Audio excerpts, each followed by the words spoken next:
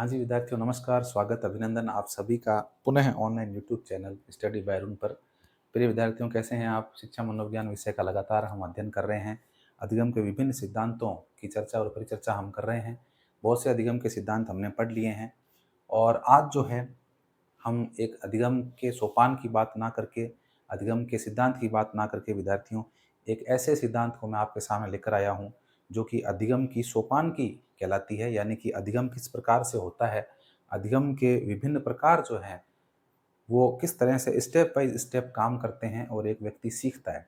तो आज हम रॉबर्ट एम गेने की अधिगम सोपानकी का जो सिद्धांत है, वो हम पढ़ने जा रहे हैं। हालाँकि ये अधिगम से संबंधित सिद्धांत इसको नहीं कह सकते, लेकिन हाँ, एक व्यक्ति किस तरह से सीखता है, उसको लेकर के अधिगम के प्रकार बताए हैं रॉबर्ट एम गेने ने, और उन प्रकारों के बारे में जो है हम आज जो है जानकारी हासिल करेंगे। आज की क्लास जो है हमारी रॉबर्ट एम गेने के अधिगम सोपानकी से संबंधित रहेगी।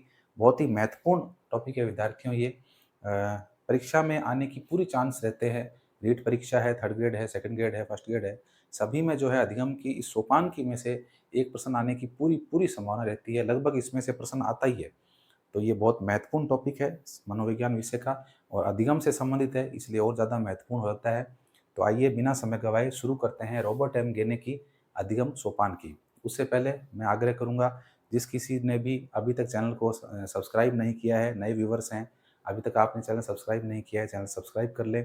वीडियो अच्छा लगता है तो लाइक करें, दोस्तों के साथ शेयर करें, जो आपके व्हाट्सएप ग्रुप वगैरह हैं, इंस्टाग्राम है, वहाँ पर भी आप शेयर करें, ताकि जो अपना यूट्यूब परिवार है वो बढ़ सके।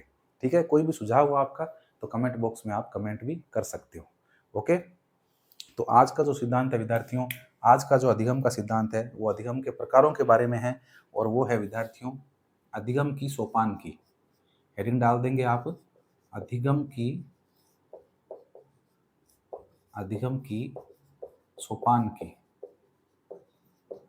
अधिगम की सोपानकी आप इसे कह सकते हैं, या गेने के अनुसार अधिगम के प्रकार। ठीक है, ये आप हेडिंग डाल दें, गेने के अनुसार अधिगम के प्रकार। तो विद्यार्थियों, इस अधिगम की सोपानकी देने वाले जो प्रवर्तक हैं, वो हैं हमारे रॉबर्ट एम गेने। प्रवर्तक की बात करें, ये सोपानकी देने वाले जो प्रवर्तक हैं, उनका पूरा नाम है रॉबर्ट मिल गेने। ठीक है विद्यार्थियों, रॉबर्ट मिल गेने जो है वो अधिगम की सोपानकी इन्हें देने का जो है श्रेय दिया जाता है। अधिगम के प्रकार इन्होंने बताए हैं अपने अनुसार, तो ये जो श्रेय है सोपानकी का, ये रॉबर्ट एम गेने को हम देते हैं। इनकी एक पुस्तक है, इनकी पुस्तक है विद्यार्थियों, जिस पुस्तक के अंदर इन्होंने अपने इस सिद्धांत या सोपानकी का जिक्र किया है, इनकी पुस्तक का नाम है condition of learning. Condition of learning. Condition of learning जो पुस्तक है विद्यार्थियों, 1962 में इन्होंने ये पुस्तक लिखी थी, कंडीशन ऑफ लर्निंग। और इसी पुस्तक में जो है इन्होंने ये सिद्धांत अपना प्रस्तुत किया था, जिसका नाम है अधिगम की सोपानकी। देखिए, इस सिद्धांत को हम समझेंगे बिल्कुल एक क्रिएटिव तरीके से, एक नए तरीके से, ट्रिक के माध्यम से अपन इस सिद्धांत को समझेंगे। 8 इसमें स्टेप बताए गए हैं। गैनन ने ऐसा बताया है कि अधिगम जो होता है वो तुरंत ही अधिगम नहीं हो जाता, तुरंत ही व्यक्ति कोई चीज़ नहीं सीख लेता, बल्कि सीखने के लिए उसे स्टेप बाय स्टेप चलना पड़ता है। जैसे आप सीढ़ियाँ चढ़ते हैं ना, जैसे पहली सीढ़ी, उसके बाद में दूसरी, तीसरी, चौथी, फिर आप आगे वाली सीढ़ियों पे पहुँचते हैं। उसी तरह से जो है कहने भी कह रहे हैं कि व्यक्ति सीधा डायरेक्ट नहीं सीख पाता है, उसका अधिगम जो है एकदम सीधा नहीं हो पाता। पहले उसको निम्न चरणों से गुजरना पड़ता है, निम्न चरणों से फिर वो धीरे-धीरे उच्च चरणों की तरफ जो है जाता है। तो इन्होंने ये चरण चरण दिए हैं अधिगम के, ये अधिगम के जो हैं स्टेप दिए हैं, इसीलिए इसको जो है अधिगम की सोपानकी का सिद्धांत कहा जाता है। ठीक है? क्लियर होगी इतनी बात? अब देखिए, इनके अधिगम सोपानकी के जो चरण हैं, उन चरणों की अपन बात कर लेते हैं। सोपानकी के चरण। सोपानकी इसलिए कहते हैं सोपान, सोपान का मतलब है क्रम, क्रम वाइज। कोई भी क्रिया जब होती है तो वो क्रम के अनुसार होती है। कोई भी प्रोसेस जब आपके सामने होता है तो वो कई क्रमों में जाकर के पूरा होता है। एक क्रम चलता है, सीक्वेंस चलता है, और उस सीक्वेंस के अंदर जो है अलग-अलग कार्य होते हैं और वो कार्य आपका पूरा हो जाता है। जैसे मान लीजिए आपको कह दिया जाए चाय बनानी है, तो चाय बनाने के लिए भी आप विभिन्न चरणों को फॉलो करेंगे। यानी पहले स्टेप के अंदर आप पानी जो है उसे गैस के ऊपर या चूल्हे के ऊपर रखेंगे गर्म होने के लिए। फिर उसमें जो है आप अदरक डालेंगे, फिर उसमें चीनी डालेंगे, चाय पत्ती डालेंगे, लास्ट में दूध डालेंगे, फिर उसको उबालेंगे, फिर छानेंगे और फिर जो है कपों में या गिलासों के अंदर परोसेंगे। तो इस तरह से हर कार्य को करने के क्या है, कई चरण होते हैं। तो इन्हीं चरण को जो है क्या बोलते हैं, सोपान बोलते हैं। और सोपान शब्द से ही जो है क्या बन गया, सोपान की बन गया। ठीक है, तो सोपान की शब्द जहां भी आए तो समझ जाना किसकी बात हो रही है, रॉबर्ट एम गेने के इस सिद्धांत की बात हो रही है। इस सिद्धांत का जिक्र किसमें किया है, इन्होंने अपनी पुस्तक कंडीशन ऑफ लर्निंग में किया है। ओके, अब इस सिद्धांत के विद्यार्थी चरणों की बात करते हैं। 8 चरण हैं। 8 चरणों में ये कहते हैं कि व्यक्ति का जो अधिगम है वो पूर्ण होता है। तो 8 चरण कौन कौन से हैं, बहुत ही इंपॉर्टेंट है। ट्रिक के माध्यम से समझने का प्रयास करेंगे। पहले मैं आपको सिंपल वे में वो बता देता हूँ 8 चरण कौन कौन से हैं, उसके बाद में अपन उसको ट्रिक के माध्यम से समझने का प्रयास करेंगे। ठीक है, तो यहाँ तो बन नहीं पाएगा, आपको एक चित्र बनाना पड़ेगा, एक ग्राफ बनाना पड़ेगा। तो आगे अपन इसको बना लेते हैं, एक बार मिटा देता हूँ मैं इसको। अब जो है आप अपनी रजिस्टर के अंदर, कॉपी के अंदर एक इस तरह से विद्यार्थियों अधिगम की सोपान की बना रहे हैं अपन। तो इस तरह से आप एक त्रिभुज बना लीजिए। इस तरह से त्रिभुज बन गया, सही बन गया, हाँ ठीक ही बना है। त्रिभुज बना लीजिए और इसको 8 प्रकारों के अंदर अपन बांट देंगे। 8 के अंदर लगभग 8 खंड कर देंगे इसके, 1 2 3 4 5 6 7 और 8, इस तरह से जो है विद्यार्थियों 8 चरणों के अंदर अपन ने इसको बांट लिया है। और ये जो त्रिभुज है इसमें जो जो पद चलेंगे वो नीचे से ऊपर की ओर चलेंगे, यानी कि इस तरह से जो है चलेंगे। ये नीचे वाला जो स्तर है वो सबसे निचला स्तर होगा अधिगम का, और ये जो ऊपर वाला होगा ये सबसे उच्च स्तर होगा। ठीक है, तो अपन एक एक की बात कर लेते हैं। मैं यहीं पर इसके सामने लिख देता हूँ, अंदर तो शायद नहीं लिख पाऊंगा, या चलो देखते हैं अंदर अगर स्पेस होगा तो अंदर लिख देते हैं। तो सबसे पहला विद्यार्थियों गेने के अनुसार जो सीखने का चरण है, यानी कि अधिगम का जो पहला स्टेप है वो होता है संकेत अधिगम। संकेत अधिगम पहले लिख लें आप, उसके बाद में अपन इसको समझेंगे। सबसे पहला जो चरण है विद्यार्थियों वो है आपका संकेत अधिगम। और संकेत अधिगम के बाद में दूसरा चरण जो होता है वो होता है उद्दीपक अनुक्रिया। उद्दीपक अनुक्रिया, हाँ ये उद्दीपक वही है थॉर्नडाइक वाला उद्दीपक अनुक्रिया। उद्दीपक अनुक्रिया अधिगम। उद्दीपक अनुक्रिया हमेशा देखो अपन ऊपर से लिखना स्टार्ट करते हैं, लेकिन इसमें जो स्टेप है वो नीचे से स्टार्ट हो रहे हैं 1 नंबर से, तो इसलिए अपन इसको ऊपर की तरफ जा रहे हैं। तो संकेत अधिगम होता है सबसे पहले, उसके बाद होता है उद्दीपक अनुक्रिया अधिगम, उसके बाद होता है विद्यार्थियों श्रृंखला अधिगम। तीसरे नंबर का जो स्टेप है वो है श्रृंखला अधिगम। क्या होते हैं इनको समझेंगे, बिल्कुल घबराने की जरूरत नहीं है, बिल्कुल टेंशन लेने की जरूरत नहीं है, एकदम आसानी से आसान शब्दों में आराम से इनको समझेंगे। ठीक है, संकेत अधिगम, उद्दीपक अनुक्रिया अधिगम, श्रृंखला अधिगम, और श्रृंखला अधिगम के बाद होता है विद्यार्थियों शाब्दिक अधिगम। शाब्दिक अधिगम, ठीक है, श्रृंखला अधिगम के बाद होता है आपके शाब्दिक अधिगम। शाब्दिक अधिगम के बाद जो है विद्यार्थियों वो होता है आपके बहुविभेदीकरण। बहुविभेदन अधिगम कह सकते हो आप इसको, बहुविभेदन अधिगम, बहुविभेदीकरण भी कह सकते हो, बहुविभेदन भी कह सकते हो आप इसको। ठीक है, अंतर स्थापित करना कई सारे उद्दीपकों में, बहुविभेदन अधिगम। बहुविभेदन अधिगम के बाद होता है विद्यार्थियों, हाँ बहुविभेदन के बाद जो है विद्यार्थियों, बहुविभेदन के बाद होता है आपके प्रत्यय अधिगम। प्रत्यय अधिगम, या फिर आप इसको प्रत्यय की जगह आप इसको संप्रत्यय भी कह सकते हो, एक ही बात है, संप्रत्यय। ठीक है, प्रत्यय अधिगम या संप्रत्यय अधिगम एक ही बात है। संप्रत्यय अधिगम के बाद होता है विद्यार्थियों सिद्धांत अधिगम। सिद्धांत सिद्धांत अधिगम, और जो सबसे लास्ट जो स्टेप है विद्यार्थियों आपके गेने के अनुसार सीखने का जो लास्ट स्टेप है वो है समस्या समाधान। लास्ट वाला जो स्टेप है वो है समस्या समाधान अधिगम।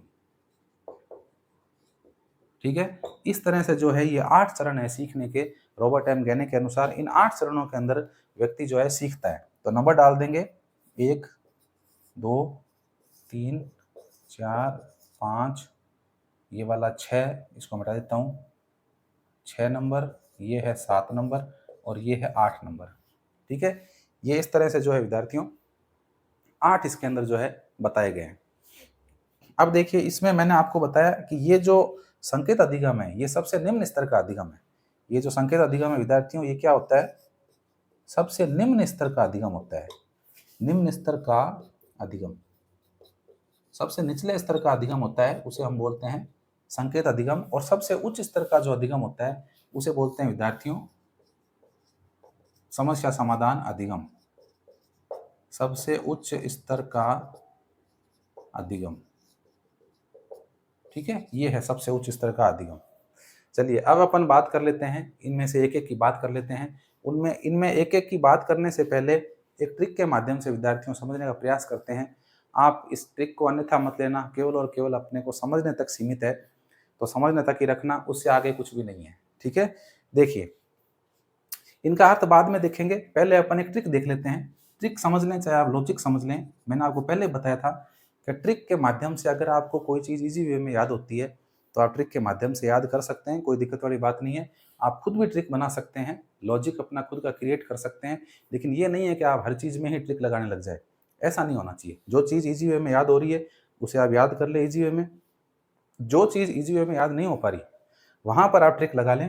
अब ये कुछ चरण है, स्टेप है, ये क्रम से याद रहते नहीं हैं, तो क्रम से याद नहीं रहते हैं, इसलिए अपन एक लॉजिक लगाते हैं और उस लॉजिक के माध्यम से इनको याद रखने का प्रयास करते हैं। तो देखिए ट्रिक सबसे पहली ये है कि ये मान लीजिए एक लड़का है और इस लड़के का नाम है विद्यार्थियों, क्या नाम रखें बताओ आप? बबलू रख देते हैं, चलो बबलू है इसका नाम, अच्छा लड़का है, गुड बॉय, बबलू नाम है इसका। और इस तरफ एक लड़की बना देते हैं, ये बन गई क्या लड़की? ठीक है। और इसका नाम जो है विद्यार्थियों क्या रखें? इसका नाम बताओ क्या रखें? इसका नाम बबली रख देते हैं, वो बबलू है और ये बबली है। देखिए समझना आप इस चीज़ को, जो चीज़ मैं आपको बताना चाह रहा हूँ उसको समझना। हमें पता है किशोर अवस्था का समय जो होता है विद्यार्थियों, किशोर अवस्था का टाइम पीरियड जो होता है, टीन एज जिसकी बात करते हैं, बाल विकास के टॉपिक जब पढ़ा था अपन ने तो उसमें किशोर अवस्था के बारे में अपन ने अध्ययन किया था कि किशोर अवस्था का टाइम पीरियड ऐसा होता है कि इस टाइम पीरियड के अंदर जो बालक होता है वो विपरीत लिंग के प्रति आकर्षण महसूस करता है। यानी कि लड़का है तो लड़की की तरफ अपने आप को आकर्षण उसका महसूस करता है, वो आकर्षित होता है, और अगर गर्ल्स है लड़की है तो वो लड़कों की तरफ आकर्षित होने लगती है, ठीक है। तो इस तरह से जो है किशोर अवस्था के अंदर ये आकर्षण लड़का लड़की में पाया जाता है। इसकी अपन बात कर रहे थे, तो यहाँ भी देखिए बबलू नाम का लड़का है और बबली नाम की लड़की है, और इन दोनों के बीच में क्या है? इन दोनों के बीच में कुछ भी नहीं है। हाँ, किशोर अवस्था है तो दोनों के बीच में क्या है? आकर्षण है, ठीक है, आकर्षण है, एक दूसरे की तरफ आकर्षित हो रहे हैं ये। तो देखिए इसको समझिए आप, इस सिद्धांत के माध्यम से समझिए कि मान लीजिए बबलू नाम का लड़का है और इसने मन ही मन में जो है बबली को पसंद कर लिया है। बबली को पसंद कर लिया है तो सबसे पहले जो है ये बबली को क्या देगा? संकेत देगा। संकेत देगा, संकेतों के माध्यम से बातचीत होगी, ऐसे तो बातचीत हो नहीं सकती है, डर लगता है, पता नहीं सामने वाला क्या समझे, कोई गलत चीज़ समझ ले, गलत बात समझ ले, है ना? या फिर हो सकता है कोई कोई ऐसा गलत रिएक्शन हो जाए जो ये सहन ही नहीं कर पाए, पूरे भरे बाजार के अंदर थप्पड़ मार दे, चांटा मार दे, ठीक है ना? तो बबलू क्या करेगा? संकेतों के माध्यम से जो है अधिगम करने का प्रयास करेगा, यानी कि संकेत देगा। अब वो संकेत कुछ भी हो सकता है ना? चेहरे से कोई इशारा हो सकता है, आँख से कोई इशारा हो सकता है। आपने वो गाना भी सुना होगा, एक दक्षिण भारत की जो गर्ल्स है वो काफ़ी फेमस हुई थी उस सॉन्ग को लेकर, मेरे रश के कमर, तूने पहली नज़र, है ना? वो गाना पीछे ऑडियो में तो ये गाना बजता था, और उस लड़की का नाम प्रिया, हाँ, प्रिया प्रकाश नाम से लड़की थी वो, और दक्षिण भारत की लड़की थी। उसने उसके ऊपर कुछ ऐसे आँखों से ऐसे इशारे से कुछ किए थे। उसमें एक लड़का होता है और वो लड़की होती है। वो लड़की एक तरह ऐसे आईब्रो से ऐसे इशारे करती है, तो लड़का भी सामने से क्या है कि उसका प्रत्युत्तर देता है ना? वो आपने देखा होगा, यूट्यूब पे काफ़ी वायरल हुआ था वो वीडियो। तो यहाँ भी मैं आपको यही बताने का प्रयास कर रहा हूँ कि संकेत अधिगम के माध्यम से बबलू जो है संकेत देगा बबली को, कोई ना कोई संकेत दे देगा, और उस संकेत को बबली समझ जाएगी। बबली समझ जाएगी उस संकेत को, तो प्रति उत्तर में भी जो जो है बबली कुछ ना कुछ संकेत देगी, ठीक है। तो यहाँ पर ये बताने का प्रयास कर रहे हैं रॉबर्ट एम गे ने कि संकेतों के माध्यम से भी व्यक्ति सीखता है, बहुत कुछ सीखता है। संकेतों के माध्यम से बहुत सी चीज़ें हैं जो व्यक्ति कर सकता है। इसी इसी को जो है गेने ने संकेत अधिगम कहा है। तो यहाँ समझ में आया आपको संकेत अधिगम? बबलू ने यहाँ से संकेत दिया अपने आईब्रो से, और यहाँ से जो है गर्ल्स ने भी जो है अपने अपना संकेत दे दिया, आँखों के माध्यम से जो है उस संकेत को प्राप्त किया और खुद की तरफ से संकेत वापस भेज दिया। इस तरह से इन दोनों के बीच में जो है ये एक संकेत अधिगम जो है हो गया। चलिए, हाँ जी विद्यार्थियों, संकेत अधिगम को अपन ने समझ लिया। अब बात करते हैं अपन उद्दीपक अनुक्रिया अधिगम की। उद्दीपक अनुक्रिया यानी उद्दीपक अनुक्रिया का सिद्धांत हमने पढ़ा था। उद्दीपक अनुक्रिया सिद्धांत थॉर्नडाइक का सिद्धांत, जिसमें उन्होंने बिल्ली को एक पिंजरे में बंद किया, भूखी बिल्ली को, और बाहर उद्दीपक के रूप में जो है एक मछली को रख दिया गया, और मछली को देख करके या उसकी गंध को अनुभव करके और जो है बिल्ली ने पिंजरे के अंदर उछल कूद करना स्टार्ट कर दिया और लीवर पर पैर गिरा उसका, और वो बाहर आकर उसने मछली को भोजन को प्राप्त कर लिया। तो वही उद्दीपक अनुक्रिया सिद्धांत है, यानी कि उद्दीपक के प्रति मनुष्य क्या करता है, अनुक्रिया करता है। तो यहाँ पर देखिए बबलू के सामने उद्दीपक क्या है, बबली है। तो बबली को देख करके जो है बबलू क्या करेगा, कोई ना कोई क्रिया करेगा, प्रतिक्रिया करेगा। मैंने आपको बताया उसने संकेत दिया था, है ना, बबली को जो है अपने आंखों से या चेहरे से उसने संकेत दिया था, और बबली ने भी जो है उस संकेत को प्राप्त किया और सामने से संकेत दिया। तो ये क्या कहलाएगा, ये उद्दीपक अनुक्रिया कहलाएगा। ठीक है, तो यहाँ पर जो है गहने कहना चाह रहे हैं कि उद्दीपक अनुक्रिया के द्वारा भी जो है व्यक्ति क्या करता है, व्यक्ति सीखता है। चलिए आगे बात करते हैं श्रृंखला अधिगम की। श्रृंखला, जैसा कि मैंने आपको बताया कि उद्दीपक के प्रति जब व्यक्ति अनुक्रिया करेगा, उद्दीपक के प्रति कोई भी अनुक्रिया जब होगी, तो उस अनुक्रिया के बार बार होने से एक क्या बन जाएगी, श्रृंखला का निर्माण हो जाएगा। ठीक है, एक बॉन्ड बन जाएगा, एक चैन बन जाएगी, और उस चैन में उस बॉन्ड के अंतर्गत जो है वो क्रिया प्रतिक्रिया बार बार होती रहेगी। यानी कि बबलू के द्वारा कोई संकेत भेजा गया है बबली को, तो बबली की तरफ से भी संकेत बबलू की तरफ आएगा, बबलू की तरफ से बबली की तरफ संकेत आएगा। तो इस तरह से जो है सांकेतिक अधिगम जो है विद्यार्थियों दोनों के बीच में होता रहेगा, लगातार चलता रहेगा। तो 3 स्टेज आपने जो है देख लिए हैं रॉबर्ट एम गेने के सिद्धांत के ट्रिक के माध्यम से, कि संकेत अधिगम, उद्दीपक अनुक्रिया अधिगम और श्रृंखला अधिगम, यानी श्रृंखला बन जाएगी। बार बार जब जो है क्रिया प्रतिक्रिया होगी तो एक श्रृंखला बन जाएगी, एक बॉन्ड बन जाएगा, एक चैन बन जाएगी। ठीक है, आगे बात करते हैं। आगे देखिए, आगे आता है शाब्दिक अधिगम, यानी कि शब्दों के माध्यम से सीखना। तो अब ये केवल आपस में संकेत एक दूसरे को कब तक देते रहेंगे, शब्दों के माध्यम से बातचीत भी करेंगे, आपस में एक दूसरे से व्यवहार भी करेंगे। तो अब जो है बबलू बातचीत करना स्टार्ट करेगा, किससे, बबली से बातचीत करना स्टार्ट करेगा, पूछेगा उससे तुम्हारा नाम क्या है, कहाँ रहती हो, इंस्टाग्राम आईडी क्या है, व्हाट्सएप नंबर क्या है, फेसबुक आईडी क्या है। ठीक है, इधर से बबली जो है वो भी बबलू से उसकी जो जो भी सोशल मीडिया आईडी है वो लेने का प्रयास करेगी। ठीक है, समझ रहे हो। तो इस तरह से जो है विद्यार्थियों इन दोनों के बीच में क्या होना शुरू हो जाएगा, अधिगम होना शुरू हो जाएगा। और इसी को जो है रॉबर्ट एम गेने ने क्या बोला है, शाब्दिक अधिगम बोला है, यानी कि शब्दों के माध्यम से अधिगम होना। ओके, शाब्दिक अधिगम इनके बीच में हो गया। अब शाब्दिक अधिगम के बाद में क्या होगा विद्यार्थियों, बहुविभेदन होगा। बहुविभेदन का मतलब है कि जब आपके सामने बहुत सारे उद्दीपक उपस्थित हों तो उनमें से किसी एक उद्दीपक का चयन आपको करना है ना। जैसे मान लीजिए आप शादी विवाह में गए और वहाँ पर जो है बहुत सारी मिठाइयाँ बनी हुई है, गुलाब जामुन भी है, काजू कतली भी है, दाल का हलवा भी है, गाजर का हलवा भी है, और भी कई मिठाइयाँ हैं।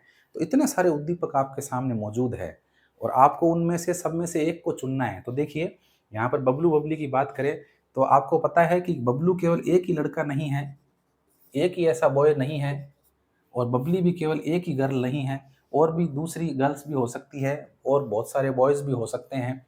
ठीक है, यहाँ बात हो रही है। तो अब उन सब में से एक को चुनना है ना? उन सब में से एक को चुनना है, तो किसी एक को ही चुनना पड़ेगा।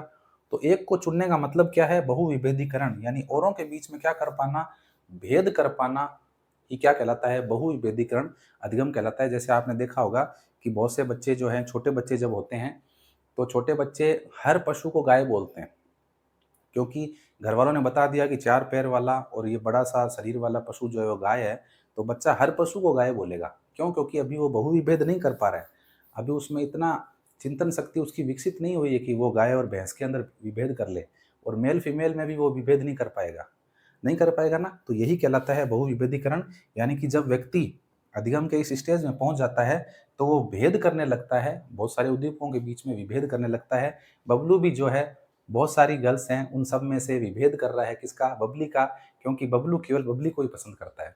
ठीक है, चलिए आगे देखिए, आगे है प्रत्यय अधिगम। प्रत्यय का मतलब होता है विद्यार्थियों विचार।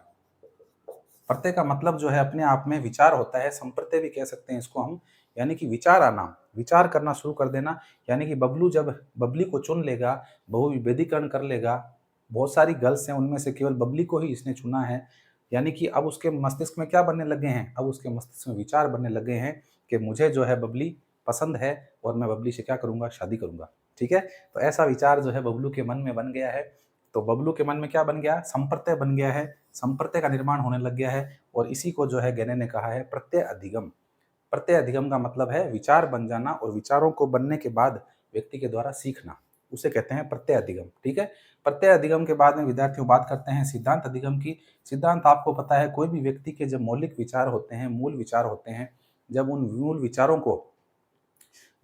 विचारों को नवीन रूप मिल जाता है और वो किसी क्षेत्र पर लागू कर दिए जाते हैं तो वो सिद्धांत कहलाते हैं। तो यहाँ पर भी देखिए बबलू जो है उसने विचार बनाया, प्रत्यय बनाया कि मैं बबली से शादी करूंगा, विवाह करूंगा, यही मेरी जो है लाइफ पार्टनर बनेगी। इस तरह का विचार बबलू के मस्तिष्क में आया और जब इस तरह का विचार मस्तिष्क में आया बबलू के, तो क्या किसका निर्माण हो गया, सिद्धांत का निर्माण हो गया। यानी कि बबलू जो है सिद्धांतवादी व्यक्ति बन गया और उसने अपना सिद्धांत विकसित कर लिया कि मैं अगर शादी करूंगा, विवाह करूंगा तो केवल और केवल बबली से करूंगा और किसी से नहीं करूंगा। जीने मरने की कस्में खा ली इन्होंने साथ में, दोनों ने जो है जीने मरने की कस्में साथ में खा ली। तो बबलू ने कहा मैं बबली से विवाह करूंगा और बबली ने कहा मैं केवल बबलू से विवाह करूंगी और किसी के बारे में सोच भी नहीं सकती। यानी कि इसका मतलब इन दोनों ने अपने मस्तिष्क में क्या बना लिया, एक सिद्धांत का निर्माण कर लिया है। और सिद्धांत जो होते हैं विद्यार्थियों वो अपने आप में नियम होते हैं। सिद्धांत को हम नियम भी कह सकते हैं, कोई भी नियम जो अपने आप में सिद्धांत होता है। स्कूल में आप आ रहे हैं, एक टाइम पीरियड निश्चित है, उस टाइम पीरियड में आपको आना है। कॉलेज में आपका टाइम पीरियड निश्चित है, क्लासरूम में टाइम पीरियड निश्चित है, आपका असेंबली हॉल में टाइम पीरियड निश्चित है, खेल के मैदान में आपका टाइम पीरियड निश्चित है। तो ये सब क्या है, ये नियम है, ये सिद्धांत है एक तरह के जो वहाँ के प्रशासन ने, प्रबंधन ने बनाए हैं। तो आपको उन सिद्धांतों के अनुसार ही चलना पड़ेगा। इसी को गैने ने क्या कहा है, सिद्धांत अधिगम नाम दिया है। ठीक है? और जब विद्यार्थियों ये सारी चीज़ें हो गई है तो जो समस्या थी बबलू के सामने, यानी कि बबलू जो है वो बबली को लाइक करता था, उसे लव करता था। लास्ट में बबलू को जो है बबली प्राप्त हो गई, दोनों का विवाह हो गया और जो समस्या थी इनके सामने उसका क्या हो गया, पूर्ण रूप से समाधान हो गया। ठीक है? तो इस तरह से व्यक्ति जो है अपने जीवन के अंदर इन सोपानों से चलते हुए, इन चरणों से चलते हुए जो है व्यक्ति सीखता है। तो इस छोटी सी लव स्टोरी के माध्यम से, बबलू बबली की छोटी सी कहानी के माध्यम से हमने जो है रॉबर्ट एम गेने के पूरे सिद्धांत के चरणों को जो है समझ लिया है। आई होप आप अच्छे से समझ गए होंगे। इन दोनों के बारे में जो मैंने कथा सुनाई है आपको, वो केवल और केवल काल्पनिक कथा है, उसका सत्य घटना से कोई लेना देना नहीं है। अगर हो जाता है तो इसे केवल और केवल एक संयोग समझा जाए। ओके, चलिए, मजाक की बात है, मजाक कर रहे हैं। हाँ, तो इसको याद कर लेना। अगर आपको इस तरह से याद होता है तो अच्छी बात है, अगर इस तरह से याद नहीं होता है तो फिर अब मैं जिस तरह से बताऊं उस तरह से भी आप याद कर सकते हैं। तो देखिए मैं बता रहा हूं आपको संकेत अधिगम। संकेत अधिगम का मतलब है कि ये जो अधिगम का है विद्यार्थियों, सबसे निम्न स्तर है, सबसे निचला स्तर है, क्योंकि संकेतों के माध्यम से बहुत सी बार हम सीखते हैं। जैसे मान लीजिए आप आप जब रोड पर जा रहे हैं, सड़क पर आप जा रहे हैं वाहन लेकर के, तो आपके सामने जब लाल बत्ती जलती है, सड़क के चौराहे पर आप रुके हैं, चौराहे पर रुकते ही आपने देखा कि सामने लाल बत्ती जली हुई है तो आप रुक गए। जैसे ही वो बत्ती हरी होती है तो आप चलना स्टार्ट कर देते हैं। इसका मतलब आप कहीं न कहीं उन रोड लाइटों से क्या हो गए हैं, उन बत्तियों से क्या हो गए हैं, आप अनुकूलित हो गए हैं। ये जो अधिगम का प्रकार है विद्यार्थियों, ये पावलो के अनुकूलित अनुक्रिया व्यवहार से संबंधित है। यानी कि पावलो का जो अनुबंधन का सिद्धांत हमने पढ़ा था, उससे ये संकेत अधिगम कहीं न कहीं संबंधित है। जिस तरह वहाँ कुत्ते को जो है केवल और केवल संकेत दिए जा रहे थे, घंटी बजाई जा रही थी और कुत्ता लार टपका रहा था, उसी तरह से हम भी जो है अपने जीवन में बहुत सी बार संकेतों के माध्यम से सीखते हैं। ठीक है? तो ये रोड पे जो लाइटें लगी हुई होती है, ट्रैफिक लाइट, उसके माध्यम से मैंने आपको जो है बताने का प्रयास किया है किस तरह से संकेतों के द्वारा हम सीखते हैं। ओके? पहला चरण हो गया। दूसरा चरण देखिए उद्दीपक अनुक्रिया। उद्दीपक अनुक्रिया का मतलब है कोई भी उद्दीपक आपके सामने होगा तब भी आप अनुक्रिया करेंगे। एक बच्चे को अगर हम कहेंगे बच्चे को मान लीजिए चॉकलेट खानी है तो बच्चा आपके हर काम कर देगा। तो बच्चे के सामने वो चॉकलेट क्या है? वो बच्चे के सामने चॉकलेट एक उद्दीपक के रूप में है। बच्चे को अगर आप दुकान पर लेके गए और दुकान में ले जाके बच्चा कहेगा कि मैं ये पापा ये चॉकलेट लूँगा या लूँगी, तो पापा कहेंगे कि मैं दिला तो दूँगा लेकिन तेरे को 1 घंटा पढ़ना पड़ेगा रोज़ाना। तो बच्चा वहाँ पर हामी भर लेगा, क्यों? क्योंकि उसके सामने उद्दीपक के रूप में जो है चॉकलेट उपस्थित है और उसे वो प्राप्त करनी है। यानी कि उद्दीपक अनुक्रिया के द्वारा भी व्यक्ति जो है जीवन में सीखता है। ठीक है? चलिए दूसरा स्टेप हो गया। तीसरा स्टेप देखिए श्रृंखला अधिगम। श्रृंखला अधिगम का मतलब है कि क्रम के अनुसार सीखना। जैसे कि हर चीज़ को सीखने का एक क्रम होता है ना? पेड़ियों भी जब आप चढ़ते हैं तो पेड़ियों पे ऐसे नहीं एक पेड़ी पे चढ़े आप और सीधी 10वीं पेड़ी के ऊपर आपने जंप कर लिया, ऐसा नहीं हो सकता, दूसरी, तीसरी, चौथी, पाँचवीं, इस तरह से क्रम के अनुसार चलते हैं। उसी तरह से छोटे बच्चों को जब आप वर्णमाला ज्ञान करवाते हैं, ए, आ, इ, ई, या फिर आप काउंटिंग, गिनती सिखाते हैं, तो उसमें कहीं न कहीं एक क्रम फ़ॉलो होता है ना? होता है ना क्रम फ़ॉलो? तो इसीलिए इसको जो है विद्यार्थियों श्रृंखला अधिगम बोलते हैं, यानी कि श्रृंखला बन जाती है एक। चलिए, उसके बाद देखिए शाब्दिक अधिगम यानी शब्दों के माध्यम से सीखना। जब बच्चे संकेतों को माध्यम से सीखना शुरू कर देते हैं, तो उसके बाद में बच्चों को जो है शब्दों के माध्यम से सिखाया जाता है। शब्द बोलकर बच्चों के सामने बताए जाते हैं, शब्दों को पढ़ना बच्चों को सिखाया जाता है। तो ये सब क्या कहलाता है? शाब्दिक अधिगम कहलाता है। चलिए, शाब्दिक अधिगम के बाद देखिए विद्यार्थियों बहुविभेदीकरण।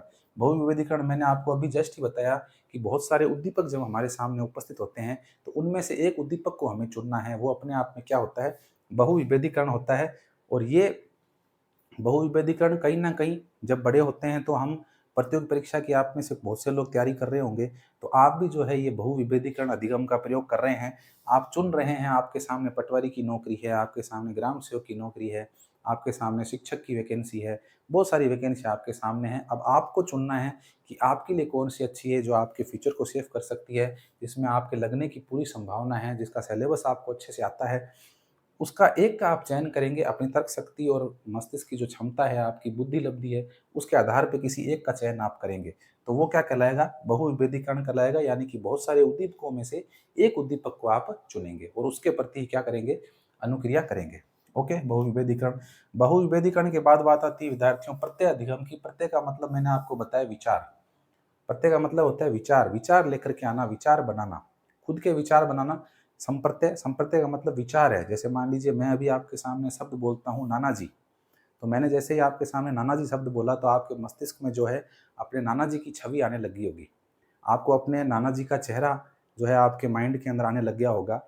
आ रहा है ना? मैं शब्द बोलता हूँ हाथी, तो आपने जहाँ कहीं भी हाथी देखा है, तो उसका विचार आपके मस्तिष्क में आने लग गया होगा पक्का। तो इसी विचार को जो है हम क्या बोलते हैं? संप्रत्यय बोलते हैं, प्रत्यय बोलते हैं। यानी कि व्यक्ति के द्वारा जो विचारों का निर्माण किया जाता है, इसके द्वारा भी व्यक्ति क्या करता है? बहुत कुछ सीखता है, अधिगम करता है। तो इसे गैने ने जो है वो क्या बोला है? प्रत्यय अधिगम कहा है। प्रत्यय अधिगम के बाद विद्यार्थियों बात आती है सिद्धांत अधिगम की, यानी कि किसी सिद्धांत का निर्माण कर देना। देखिए, सिद्धांत का निर्माण ऐसे ही नहीं होता है। सिद्धांत का निर्माण अपने आप में एक नवीन मौलिक विचार जो होता है, वो सिद्धांत का रूप लेता है। हमें पता है कि चिकित्सा के क्षेत्र के अंदर बहुत सारे अनुसंधान होते हैं, बहुत सारी रिसर्च होती है। उसके अलावा बात करें, वैज्ञानिक जितने सारी रिसर्च करते हैं, खोजें करते हैं, तो वैज्ञानिकों के द्वारा जो खोजें की जाती है और उन खोजों को करने के जो परिणाम निकलता है, तो वो एक सिद्धांत के रूप में होता है अपने आप में। उसे हम क्या कहेंगे? सिद्धांत अधिगम कहेंगे।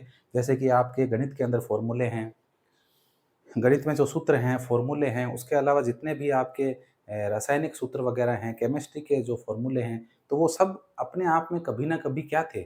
जब वो इजाद किए गए थे वो फ़ॉर्मूले, तब वो अपने आप में क्या थे? वो नवीन थे, वो मौलिक थे, वो नैसर्गिक थे। इसीलिए उनको क्या बोला गया? सिद्धांत बोला गया। अपने आप में वो एक सिद्धांत है ना? सिद्धांत बन गए हैं। जैसे मान लीजिए अभी आपको कहा जाए कि बारिश क्यों होती है? बरस बरस मारा इंद्र राजा। इंद्र भगवान के प्रसन्न होने से बारिश होती है? नहीं, ऐसा नहीं है। ये एक व्यावहारिक मत है, लेकिन अगर सैद्धांतिक मत की बात करें, तो बारिश इसलिए होती है क्योंकि कम वायुदाब का क्षेत्र बनता है, गर्मी बढ़ती है, उमस होती है, कम वायुदाब होता है और हवाएं जो है वो उच्च दाब से निम्न दाब की तरफ चलती है।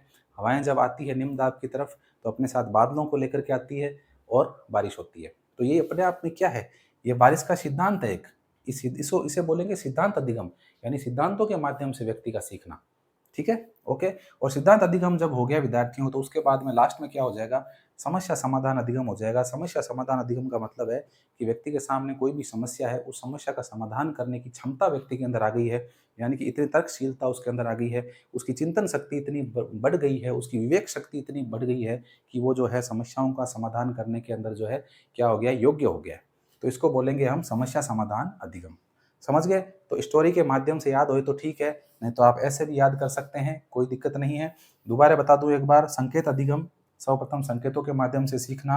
उद्दीपक अनुक्रिया, कोई भी उद्दीपक है उसके प्रति अनुक्रिया करना। श्रृंखला, यानी उद्दीपक से अनुक्रिया हो रही है तो एक श्रृंखला बन गई, बॉन्ड बन गया। उसके बाद में शब्दों के माध्यम से कोई क्रिया हो रही है तो शाब्दिक अधिगम। बहुविभेदीकरण, बहुत सारे उद्दीपक है उनके बीच में विभेदन कर पाना। प्रत्यय अधिगम, एक नवीन विचार का उत्पन्न होना, नवीन विचार सामने लेकर आना। और सिद्धांत अधिगम, यानी उस विचार को जब प्रमाणित कर दिया जाए, लेबोरेटरी टेस्टेड हो, जब वो हो जाए, प्रयोगशाला में टेस्टेड हो जाए और उसके द्वारा एक ऐसे नियम का निर्माण हो जाए जो नियम सभी पर लागू हो जाए, उस नियम का सामान्यीकरण हो जाए, तो हम क्या बोलेंगे, सिद्धांत अधिगम। और सामने जो समस्या है उसको तर्क चिंतन से व्यक्ति दूर कर देता है, उस समस्या को सुलझा लेता है, तो वो क्या कहलाएगा विद्यार्थियों, समस्या समाधान अधिगम कहलाएगा। ठीक है, तो ये रॉबर्ट एम गेने का सिद्धांत था, जिसे हम बोलते हैं अधिगम की सोपान की। तो इसमें से एक प्रश्न बनने की पूरी संभावना रहती है। आई होप आपको अच्छे से समझ में आ गया होगा। नहीं समझ में आया तो आप कमेंट करके बता देना, एक बार और एक वीडियो बना देंगे दोबारा, इसकी कोई दिक्कत नहीं है। और जो भी कोई आपके क्वेश्चन हैं आप कमेंट बॉक्स में कर सकते हैं। वीडियो अच्छा लगता है तो लाइक करें, दोस्तों के साथ शेयर करना न भूलें। आज के लिए इतना ही, मिलते हैं एक और नई वीडियो और एक और नए टॉपिक के साथ। नमस्कार।